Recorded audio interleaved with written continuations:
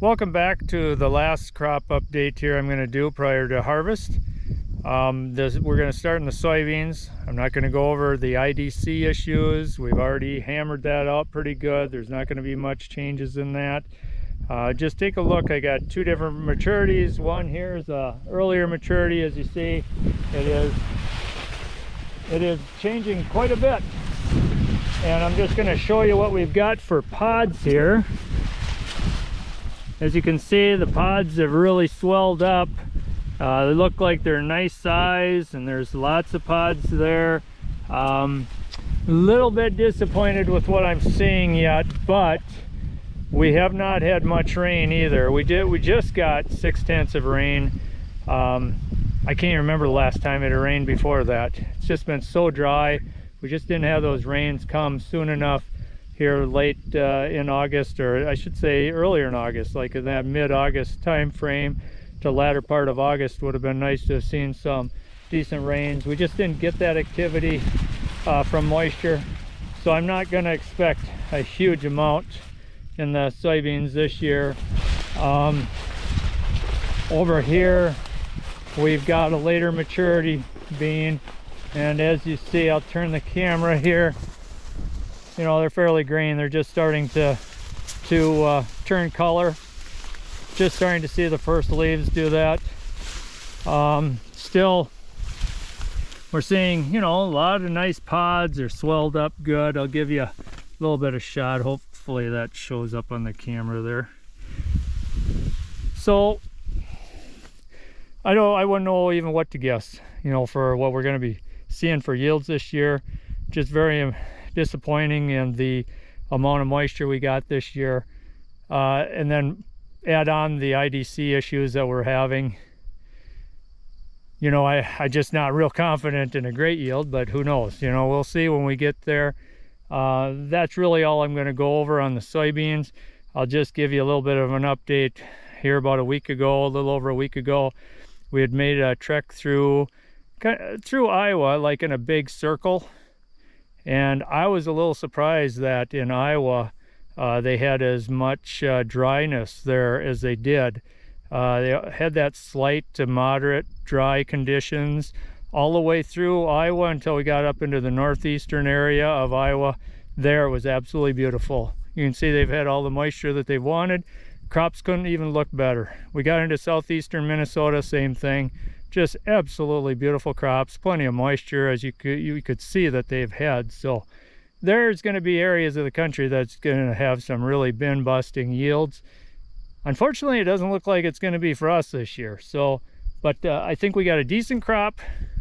You know, what type of crop we're going to pull out here, that's yet to be seen. So it's not going to be a long time now, and these beans are going to start moving along, especially this coming week. It's supposed to be a little bit warmer temperatures. It's going to start the maturing process a little quicker. Take a quick look at a little bit of the corn here, and you can kind of see how that's come along. It is pretty dry in areas. The corn has really shown that dryness, the drought stress on it. I'm going to gather that that's going to have an effect on our test weights. It's yet to be seen, of course, until the combines start to roll. So let's go take a look at the corn. Here we are inside of one of the cornfields I've got.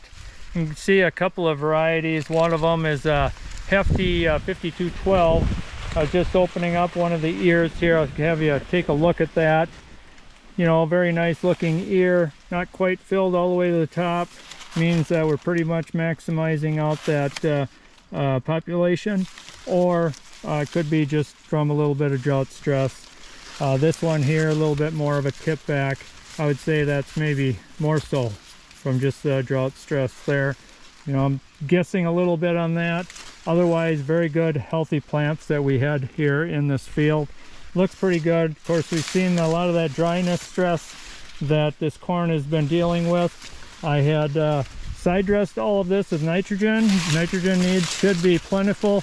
Here we've got a Pioneer 0075Q, and also looking pretty good. I mean, we can open up one of these or a couple of these ears. I'll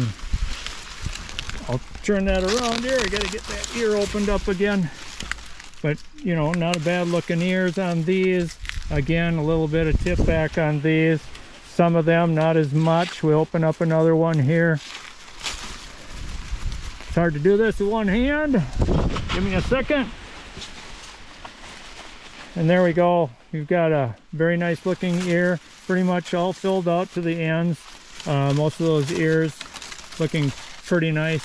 I think overall we've got a pretty nice looking yield on this corn as well. We're not up on the real higher ground here on this field. Does really look decent, though. There are a few lighter spots where we're going to see quite a bit of that dryness where it's going to draw that yield back.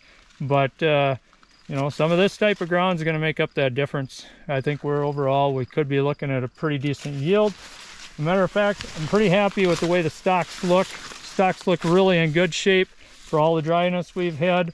I still think these could put on some pretty decent test weight, especially in this areas of the field. These areas of the field where it didn't run out of that moisture. So right here, I think it's looking pretty good on the Pioneer 0075Q and the Hefty 5212. Just wanted to stop by and take a quick look at this field of Pioneer 9998 AM. Really looks promising. The ears are just about bulging out. They're just filled all the way to the ends here. I'll give you a little picture of this. Try to open it here with one hand if I can. But that's how those ears look, one after the other. Just beautiful. They come out with good test weight on that. I mean, we're looking at a really nice yield along here. Farmer for Pioneer, and I have a feeling they're going to have a pretty nice year on this one again, even in these tough conditions. So I think this field is looking very good with this number on it. We've got a very nice looking ear there. Snap it open. Look at the kernel depth on that. I mean, that's really looks like some beautiful corn there. Nice kernel depth. I really got my hopes up for this one. Even in that drier, lighter ground, it's going to pull through well for us. That's what I'm hoping anyway. One last thing here before I finish up the video. I had to show you, this is the Hefty 50003. I got that number wrong again. I will place it on the screen there.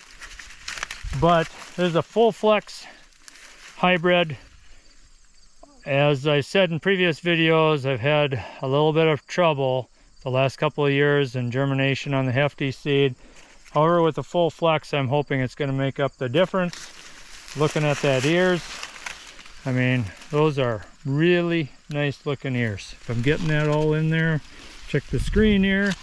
We got some really nice looking ears filled out to the end. This here is really some nice heavy ground along here, and so I like to really push that, and I think I pushed it about as much as I can. See a little bit of tip back there. So I'm expecting some really good results out of this, even with that reduced germination. That's my hope anyway, so we will see. Again, thank you for joining us here at our Minnesota farm.